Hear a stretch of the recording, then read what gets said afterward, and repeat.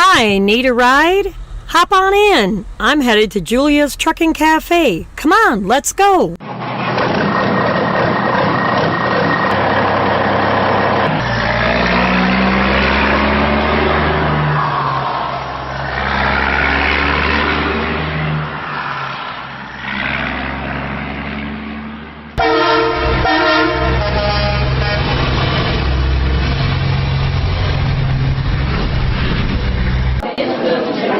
Cool, we made it just in time. Come on, let's go get a seat.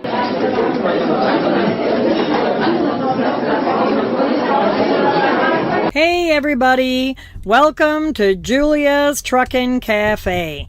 Glad you have a seat. Everybody get something to drink? Now just sit back and enjoy the show. I have lots of news to get to. But before we do, I got a special announcement for everybody.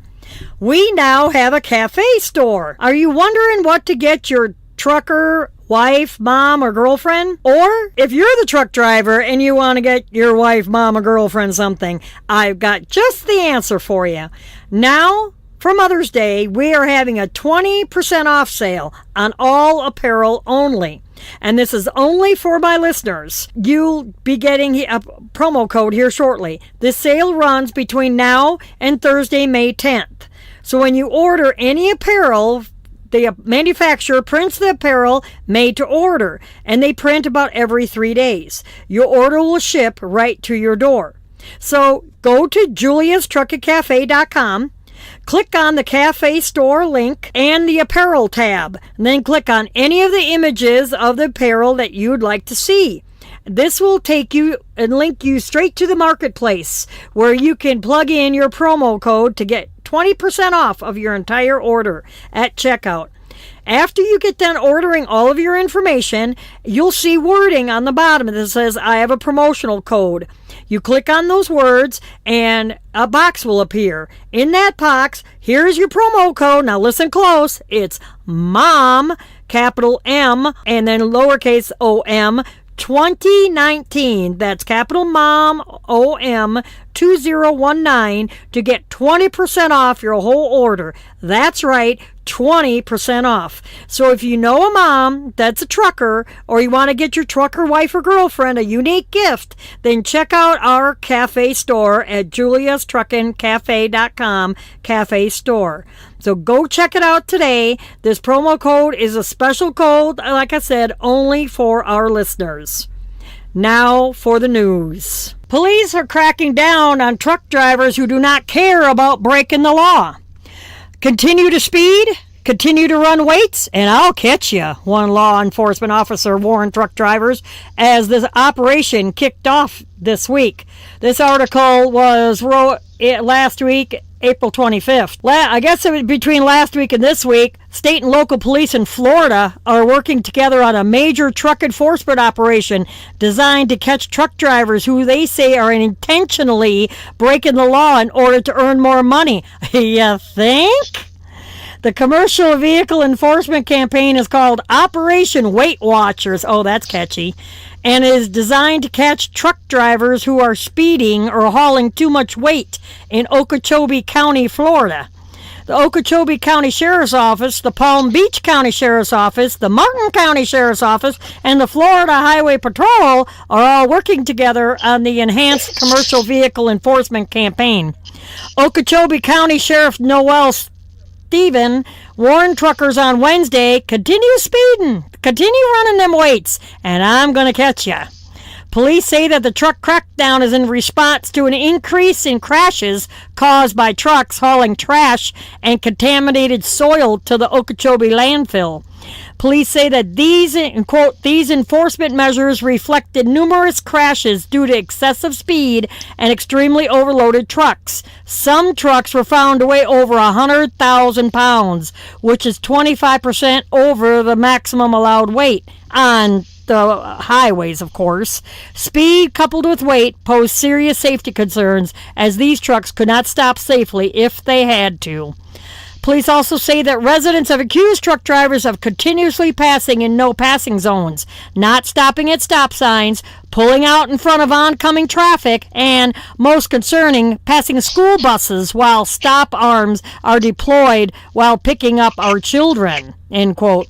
Law enforcement estimates that there are more than 1,200 truck trips to the landfill per day, and that many of the truck drivers are deliberately disobeying the law in order to pad their paychecks. The Okeechobee County Sheriff's Office said in a Facebook post, quote, "These haulers are paid by the tonnage delivered, so this relates to how much can I haul, how fast can I get there and back. There's a small percentage of these haulers that are not violating traffic laws relating to speed, unsafe weights, faulty equipment, but I feel a large amount of these haulers are breaking the law and do not care. My opinion is, based upon continued enforcement results of these haulers coming to and from the Okeechobee landfill, coupled with the number of complaints received from my residents who reside along the road leading to the landfill. That's why they started cracking down." So Lee has decided to join us early today. How are you doing today, Lee? I'm good. I'm not cutting across the woods down here, kind of going around the scale. I'm not doing that because that's illegal. That's right. You get caught. That's right. Everything's legal until you get caught, right? Exactly right. Exactly right, man. That right there. You just hit the nail on the head. That's exactly what's going on right there. Yeah. People complaining and stuff like that, but everybody pulls overweight. At one point in time, it happens sometimes. There ain't nothing you can do about it, and you just kind of got to go with the flow, and see what you're going to do. It's up to you. They can't make you pull it. But if you want to sit there another 2 or 3 days when you get unloaded and reloaded, right, do what you got to do, right? So that's right. kind of the way I look at it. But I can understand almost the officer's point of view, not, trashing them completely. I mean, if these guys are really passing a school bus when they're picking up kids and everything, that is dangerous. I mean, you got to agree on that almost. Oh, exactly. I mean, more than likely in Florida, is some foreign people driving the trucks, more than likely. True. In Texas, too. We'll have a story later in the show about that, about what's going on with a Texas driver, too. So. Oh, yeah. You got to have a little common sense, even if you're pulling legal, even more when you're going way overweight. I mean, come on, you got to factor in your stuff. Pull your load. That's what I always tell them. Pull your load. You know, don't worry about nothing else. Yeah. In other news, a trucker survives after a load of steel beams goes clear through his cab.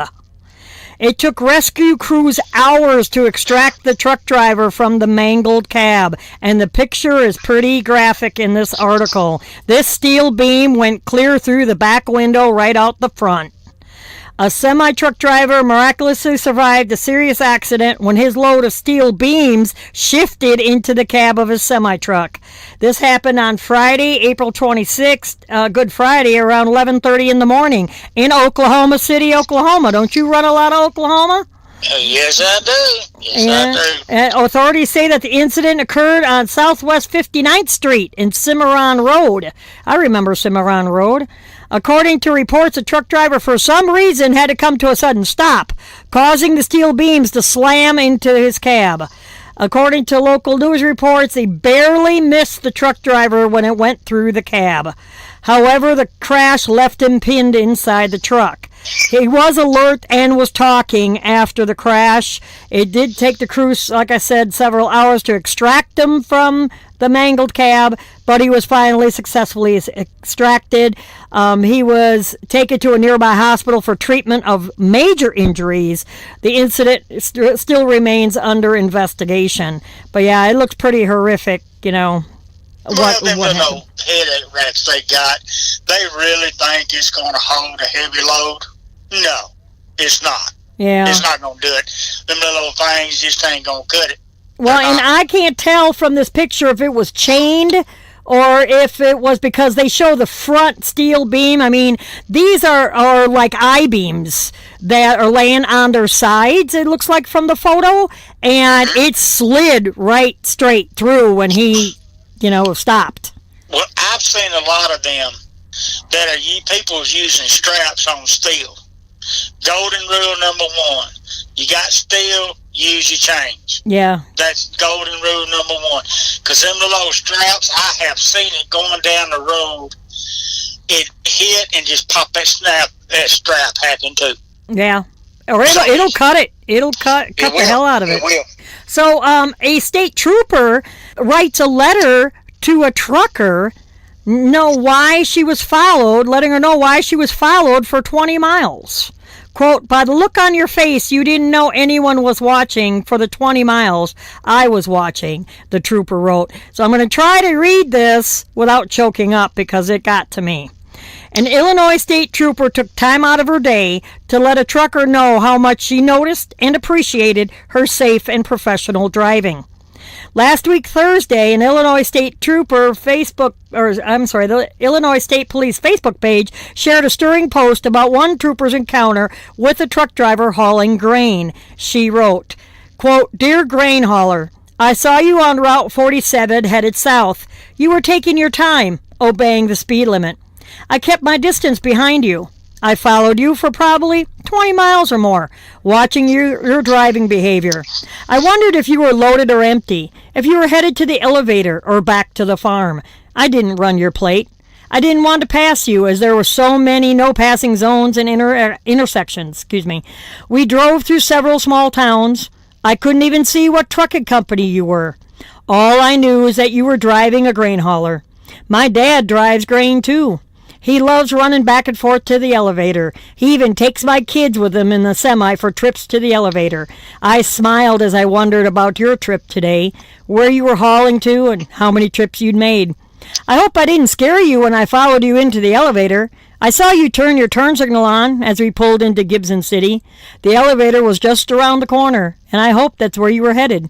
I didn't want to pull you over. I didn't want to startle you. What I wanted to do was say thank you. I saw you look at me in the mirror when I parked behind you at the elevator entrance. You were waiting for the semi in front of you. I hopped out and approached your truck to shake your hand and tell you that I had been watching. You looked concerned to hear what I was about to tell you. The relief was instant when I said it was good. The delight in your smile showed you weren't expecting a thank you. You clearly were doing what you must do all of the time. Your driving behaviors in that fully loaded semi show a lot about how you must drive all of the time. Cautious, dedicated, focused. I'm so glad you realize we notice when drivers do the right thing. We aren't out there to make your day-to-day commute a problem. We aren't out there to issue tickets all day long. We encourage voluntary compliance with traffic laws and hope drivers do the right thing, even when they don't think anyone is watching. By the look on your face, you didn't know anyone was watching. For the 20 miles, I was watching. I called your company, and I told them of your encounter. Stay safe out there, grain hauler, and have a great day. Thanks for being awesome. Sincerely, Mama Bear. Cool. That's good.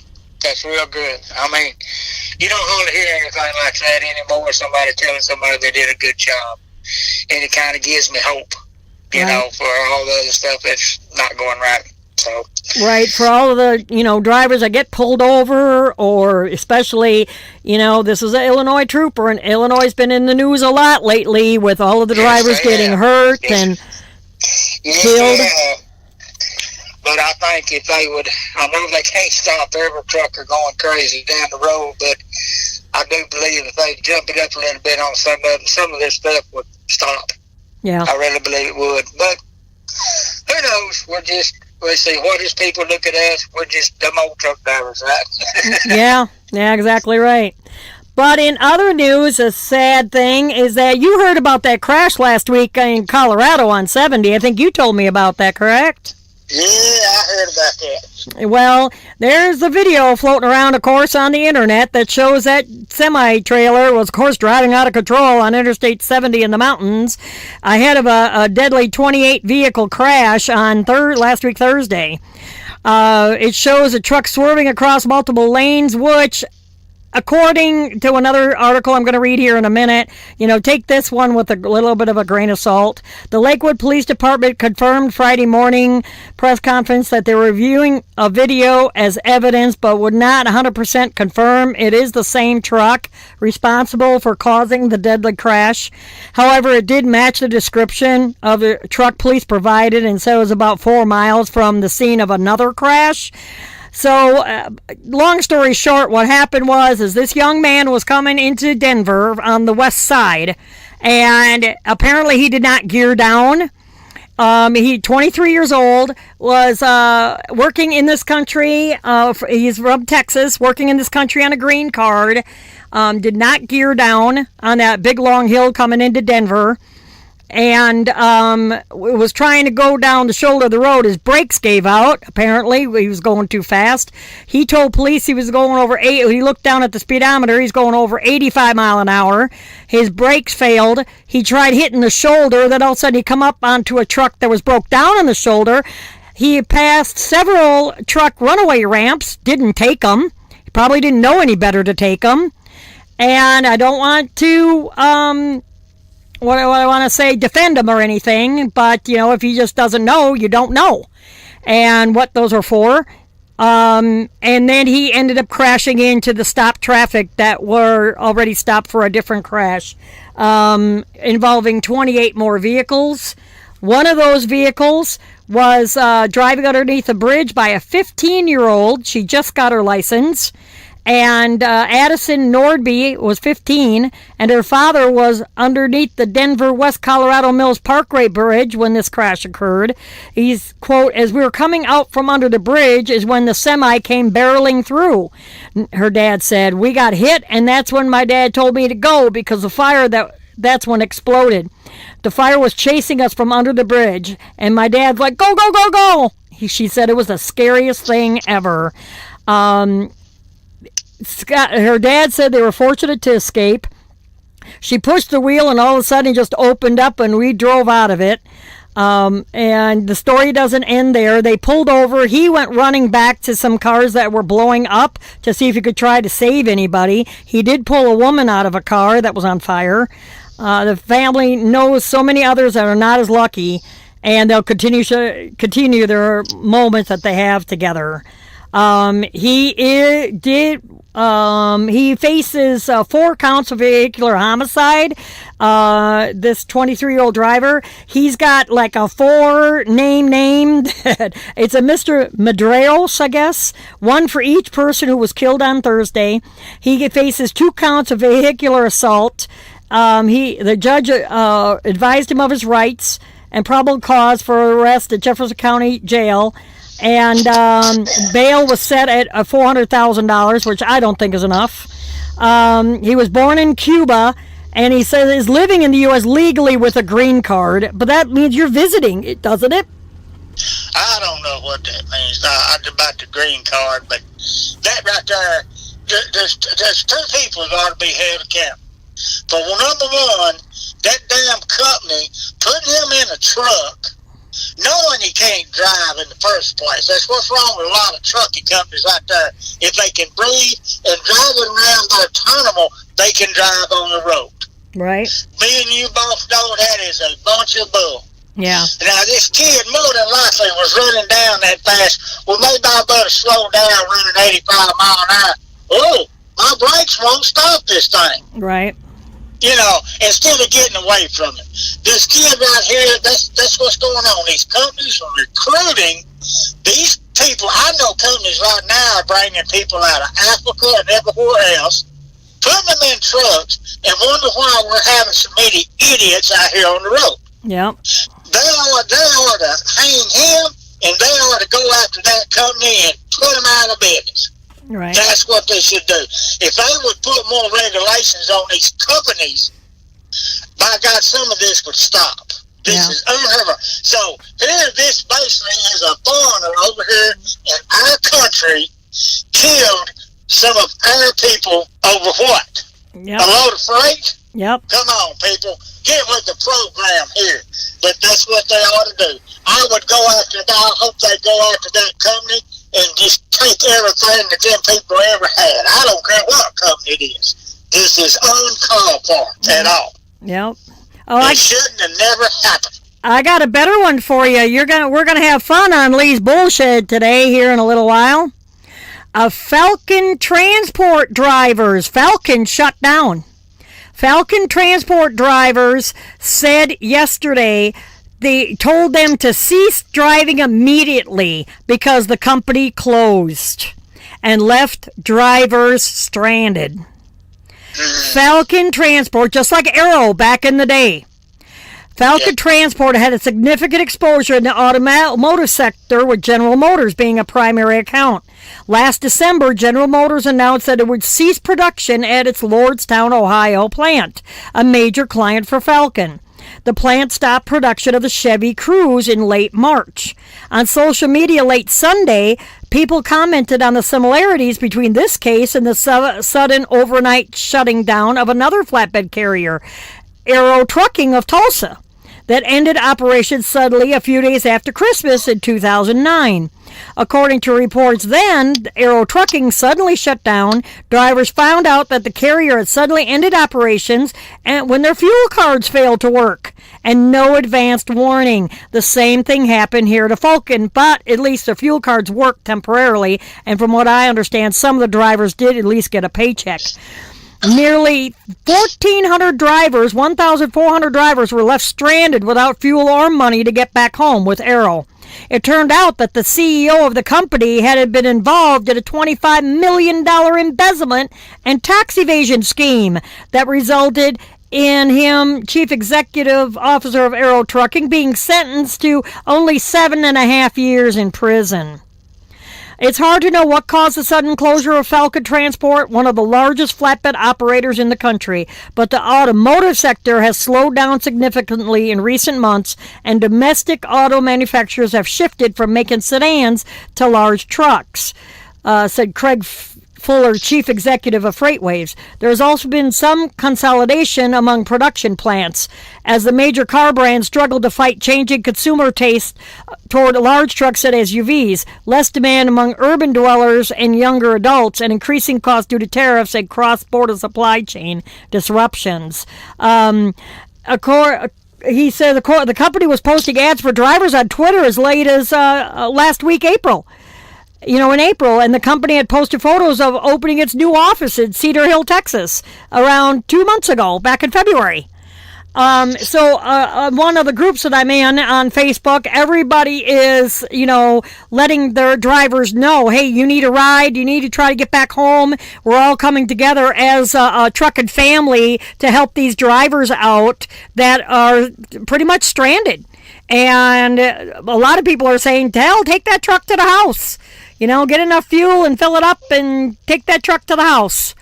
So they said cease and desist right there. Well, that's plumb out. And I bet you, what you want to bet to people in the office, I bet you they got their paycheck what you want to bet. Yeah. And I tell you one thing that ever happened to me, I'll be telling where the truck is. Oh, by the way, somebody stole a bunch of tires and wheels out that truck. I don't know what happened. Yeah. I get my money. Right. I mean, that's what kills me about. Well, it's dirty. That's dirty of them. But that's the way the world works. Yeah. It's all about the dollar and who got to roll in the deal. The people out there making them the dollars. Yeah. These trucking companies, they've got people all the time are looking for new accounts to run and all kinds of stuff constantly. I know that for a fact. I know for a fact that some of even my people that I work for are right now looking into new accounts and negotiating with different things right now, all over the United States. And that right there is just low down and just plumb dirty is what that is. Yeah. Yeah, they could at least gave them some kind of a warning, not just up and oop. They knew the upper echelon knew it was coming. They had to have. Yeah, they knew it was coming. But here's the thing, as long as them trucks was rolling, they still making money. Yeah. And that's what it was about. Yep. We'll milk it till it's all gone, then we're going to just, okay, I'm sorry, I ain't got a job no more. Yeah. So that's just wrong.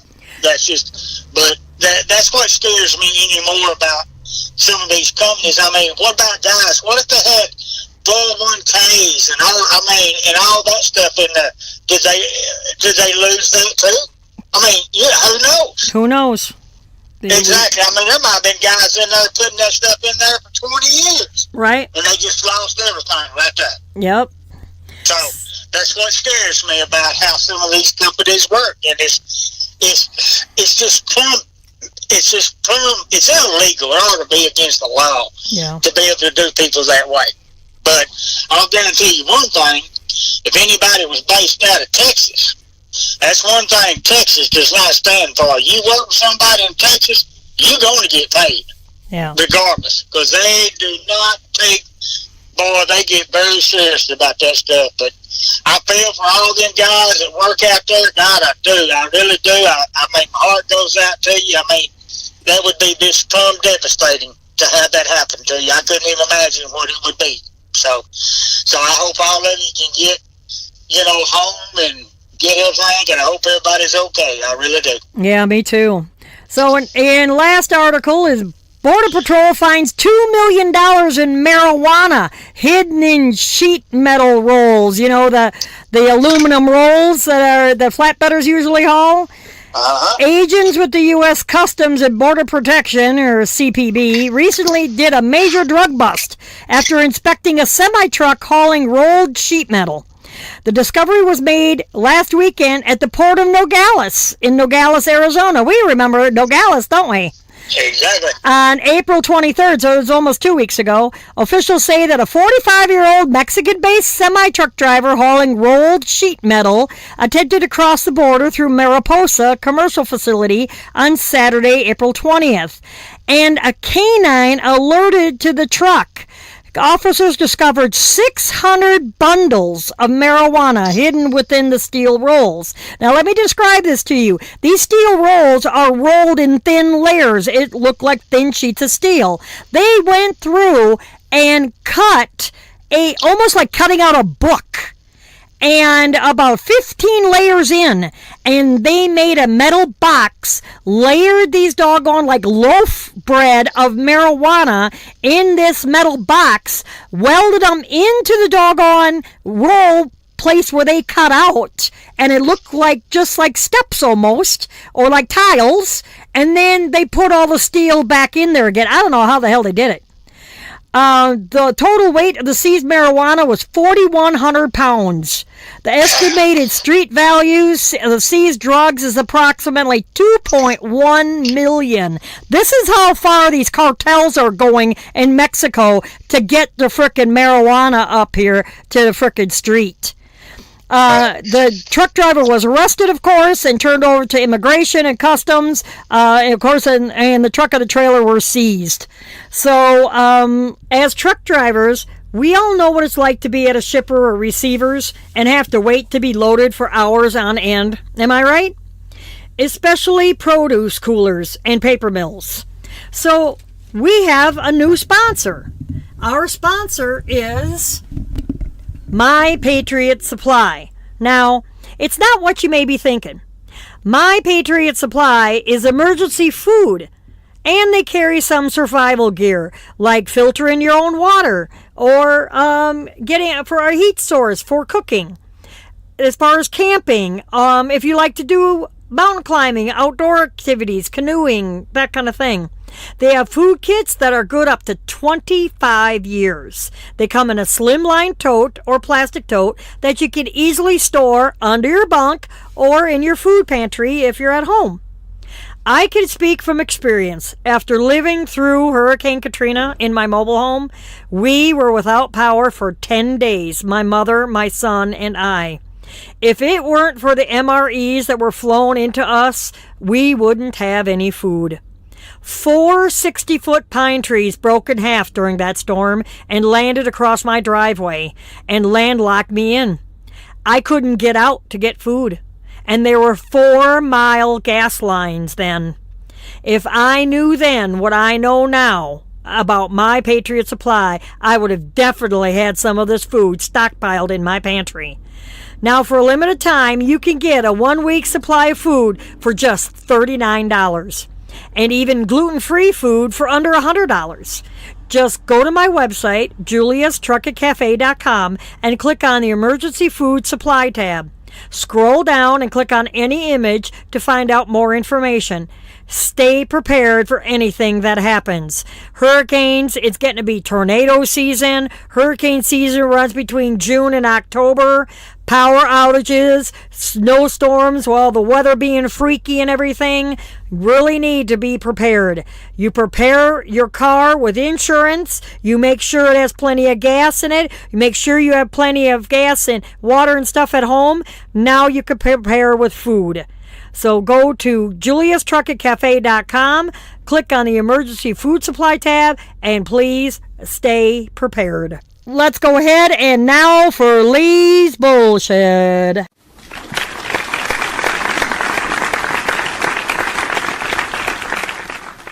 Hey, Lee.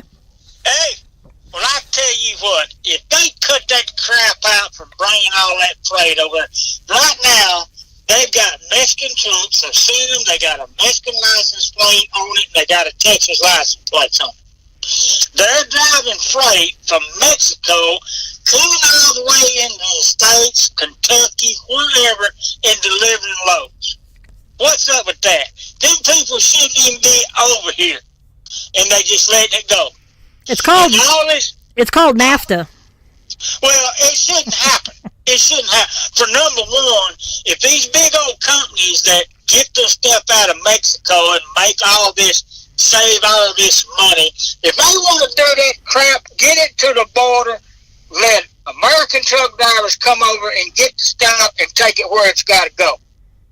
Them Mexican drivers shouldn't even be over here running freight, because I've seen the way they drive.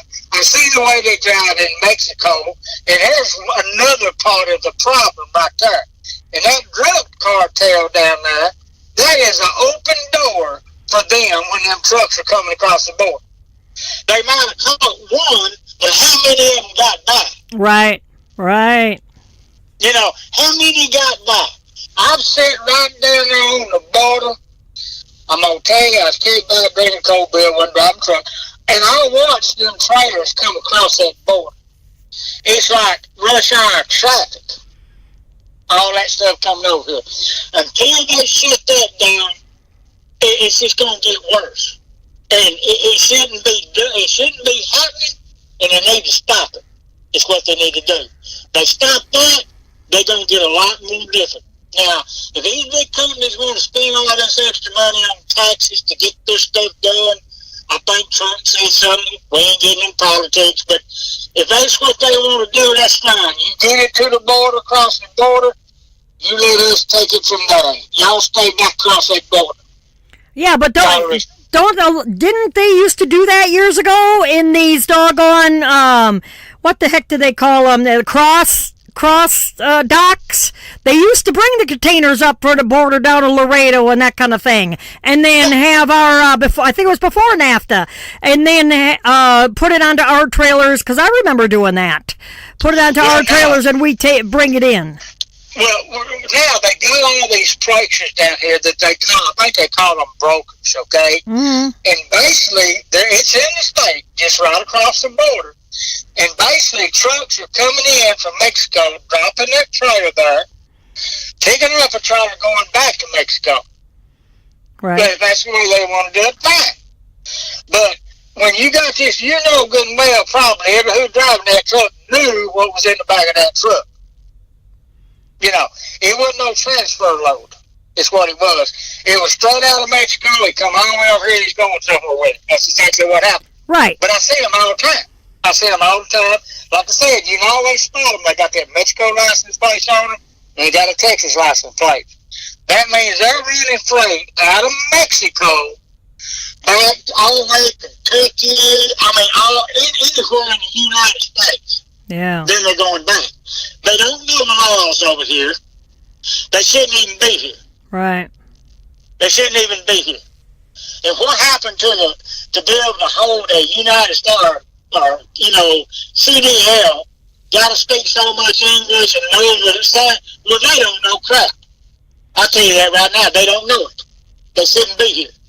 until they regulate and stop some of that stuff, it ain't never going to go nowhere. It's just going to continue to get worse. But what's the bad thing about it is, if these drug people, if they're paying somebody off, that stuff's getting over here big time, and it's coming right through the border. Yep. Is exactly what's happening. Like I said, they caught that one. How many other ones got through? You know, down in the ports and everything, they got radar, or no, outside. They call them X-rays, right? And they can actually X-ray a truck to see what's in there. Oh, yeah. I talked about that a few weeks ago, where they had those illegals up in the airfoil when they put it through an X-ray.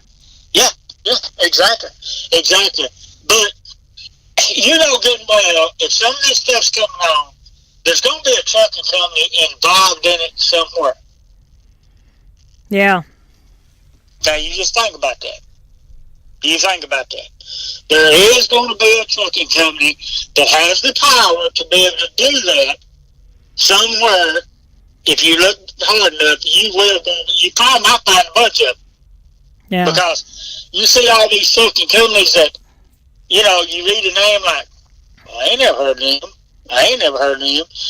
Back in the day, you read it, yeah, I've heard of them. Now, there's so many of them out here. There's too many of them out here. What is all of this freight? What's in this freight? You know, so it's really, I mean, instead of the government, they're cracking down on us drivers. Maybe they better look at some of these companies and start cracking down on some of that. Yeah, I agree. I think they'd be a whole lot better off. And like that kid killing them people running down there, they ought to go after that company. I hope every one of them people's families sue that company and just take millions and millions, just break them. Just take everything. Jail, everything. I think that's what ought to happen. Because that's not going to bring them people back. Right. It's not going to bring them back. Yep. And here you got some alien out there running there, don't even know how to drive a damn truck, you know, and killing all these people. Oh, well, come on back on these companies. Let's get stuff straight the way it's supposed to be. Let's do that and see what happens there. Yeah, I agree with you. It's getting so damn out of hand. I mean, it's gotta, you know, they keep mandate on the drivers, but they're, you know, what the hell are they doing with the companies? What the hell are they cracking down on these companies for? You know, I reported too that they were going to get out from the driving schools and stuff like that. They're not going to have any more driving schools, but they were going to have certified trainers, and you have to be on the FMCSA certified trainer list in order to train somebody, and all this kind of thing, where a lot of people were just going in and taking their written test and then just paying somebody to train them, and I trained for about, I don't know, a week or so, and I'm good, you know. Oh yeah, you like I was talking about the little driving test, running around the doggone tournament or going down the block and coming back. That don't mean nothing to me. Right. You know what I mean? That means nothing to me. Let's get out here on the road. Let's go in the mountains. Let's do this. Let's get on some ice and snow. That's where this going to impress me. You know, I mean, you got these companies that hiring people that ain't even drove through a season. Yeah. You know what I'm talking about. Spring, you know, and never drove in the ice and snow.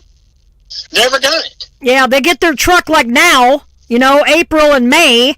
And then, you know, they run it for 6-8 months, or like you said, you know, they're not in the snow, they're not in the ice or anything. They have no freaking idea. And what's going to happen? Jackknife in the middle, jackknife in the median.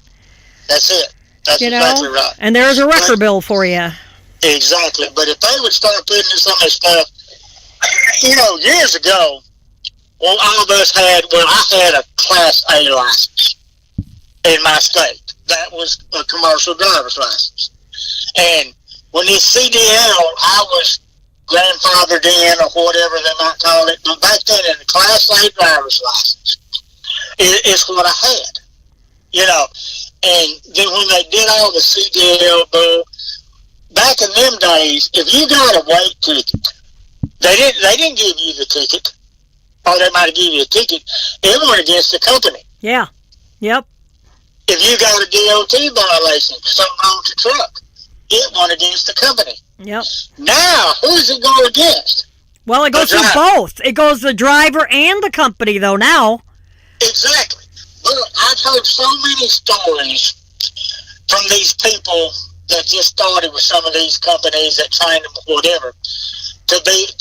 Matter of fact, you know who I'm probably talking about. It's a friend of ours. Used to drive truck. He was sitting, he had a load. He loaded in Dallas, Texas. And he called him. He said, this thing's over gross. And the dumb dispatcher, well, can't you axle it?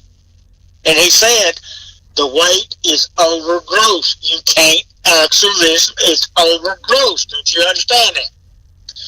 Told him, well, take it to the terminal over there and drop it.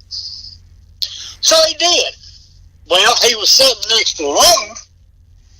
Here comes this truck up there, hooking on to this load. And he got us and said, hey, man, he said, are you taking it back to, they're going to unload it or what they going to do? No, my DM told me I need to take this thing on up to the Midwest. And he told him, he said, this load is over gross. Oh, my DM said, that'd be fine, don't worry about it. So see, right there's a perfect example. And I'm not blaming all the new drivers, because they might not know no better. They've never been taught, so they don't know. I mean, I'm not just, crucifying them. I'm not, because you got to learn this thing. Right. But here's this kid. He's going to carry this load up, and I wonder how many weight tickets he's going to get. Yeah. But he don't know no better. Right. And these companies, that's why they like these new people that don't know anything. You take some of those people been out here for a while, kind of knows how it works.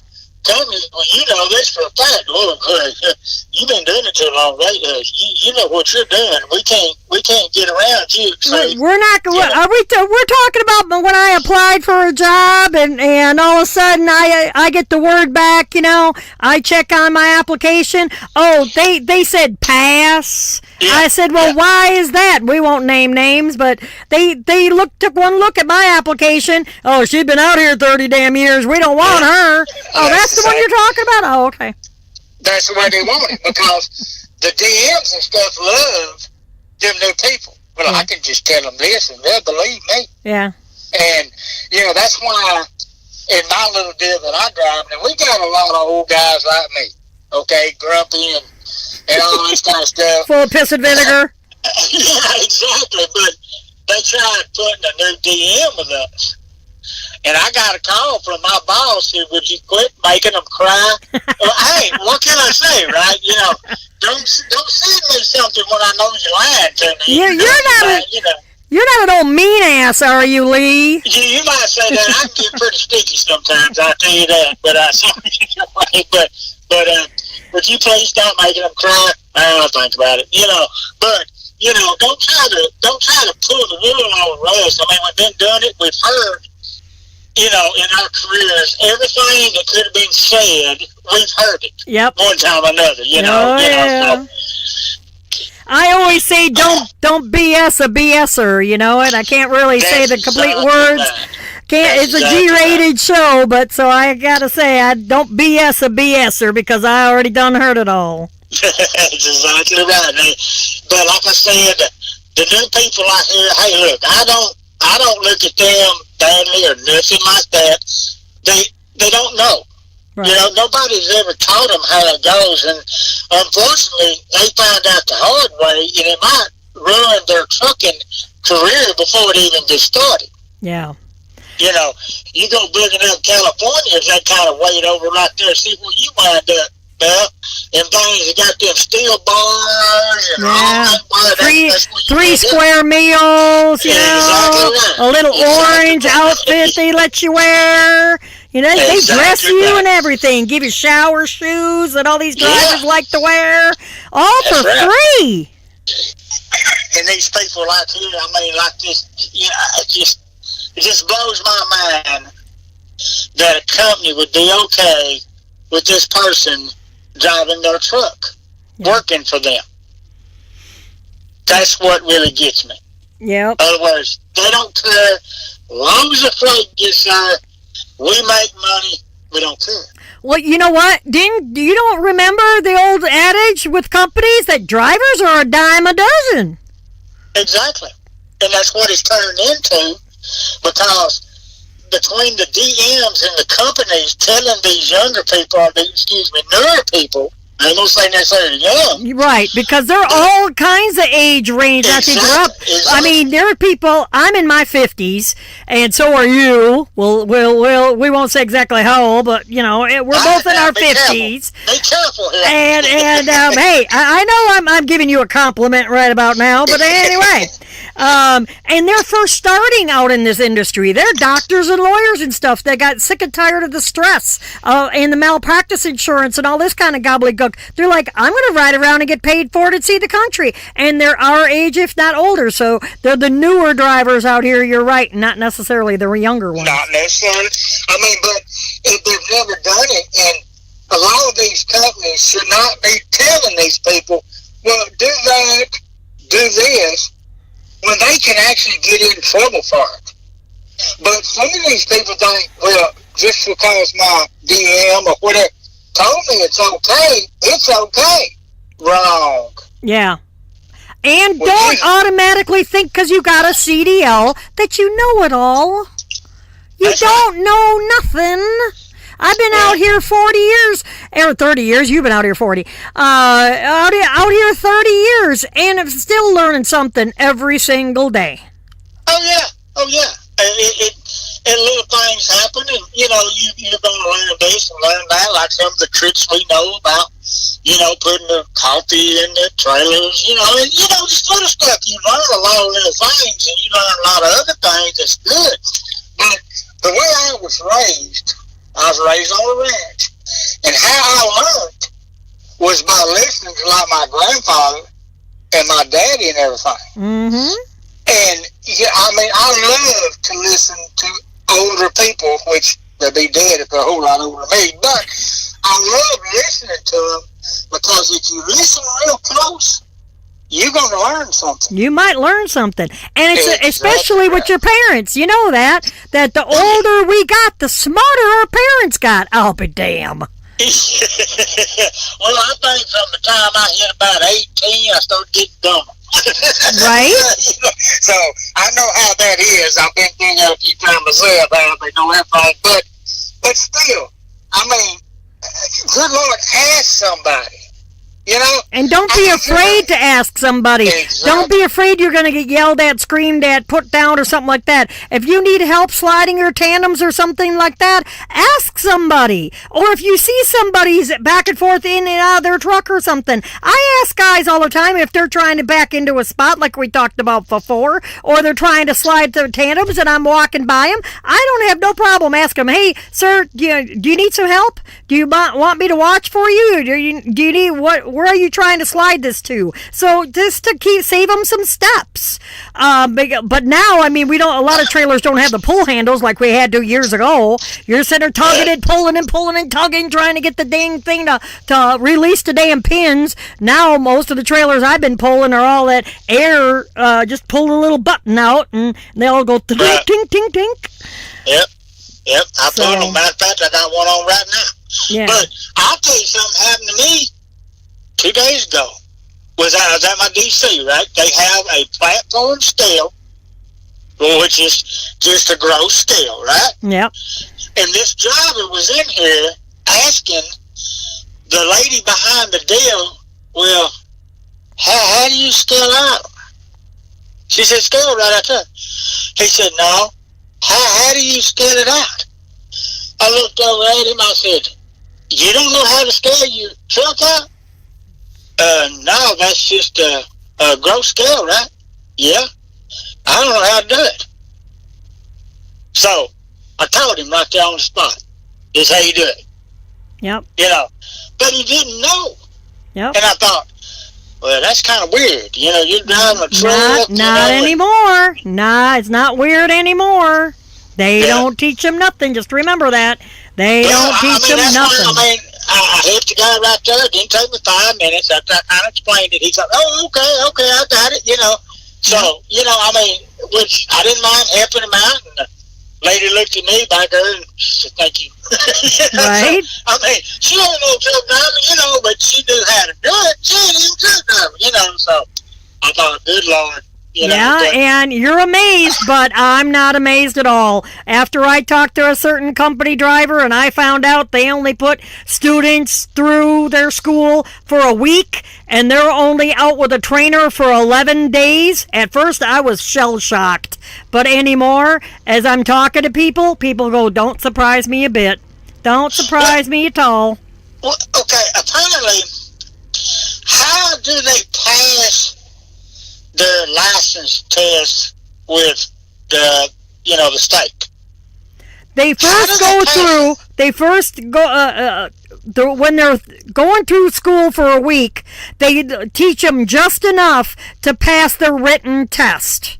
And then they'll get on the back and pad for a little while and this kind of thing, mainly with a trainer. They give you a learner's permit.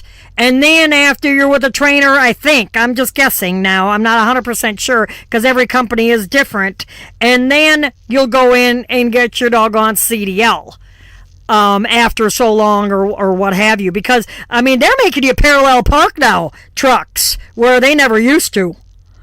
Okay. So I've been hearing that to me, go ahead. All of the time they're training on this course like they take their test on.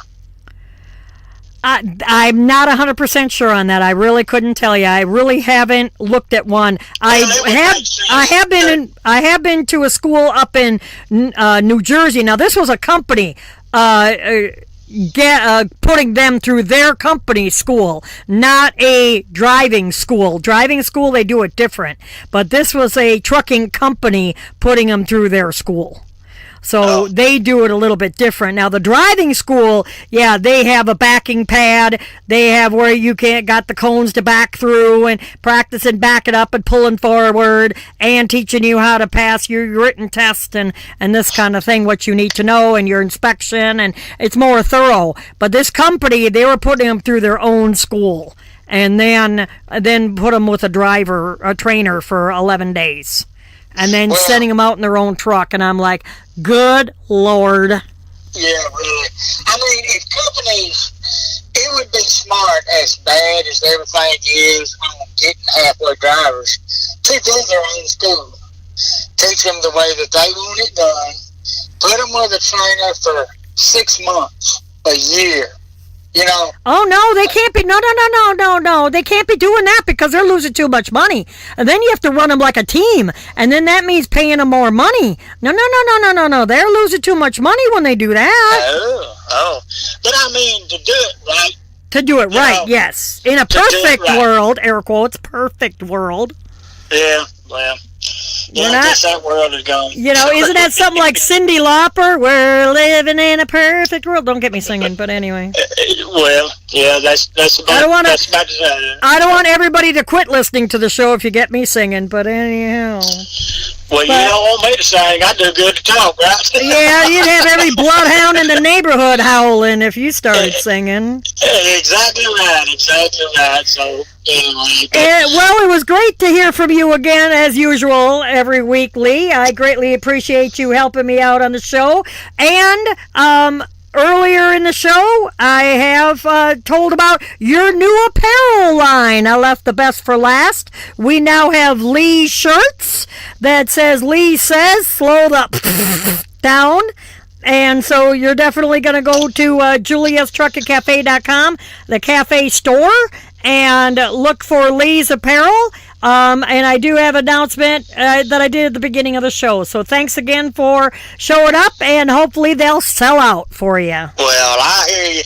Well, I appreciate everybody listening. Listen, y'all be safe out there and try to have a little respect for each other, and sure would make things go better. And God bless everybody, and be safe. I greatly, greatly appreciate all of you who tune in every week to listen to the cafe. If you are new here to the cafe and you'd like to check us out, at the bottom of every podcast episode on the website at juliastrucketcafe.com, I have links that I've listed on where you can also find me, like iHeartRadio, YouTube, iTunes, Spotify, SoundCloud, Facebook, Twitter, and many more. I would ask that you go to Facebook and please like us. And don't forget to join our discussion group at Julia's Trucket Cafe Regulars, where I share recipes. I also share recipes on our page under Cooking in Your Truck, and also our page of Stupid That Drivers Do, and much more.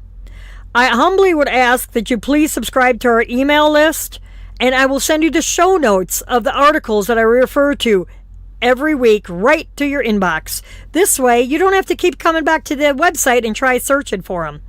Even though I'm glad that you do. I reference all of these articles in the show each week, and I can send them right to you.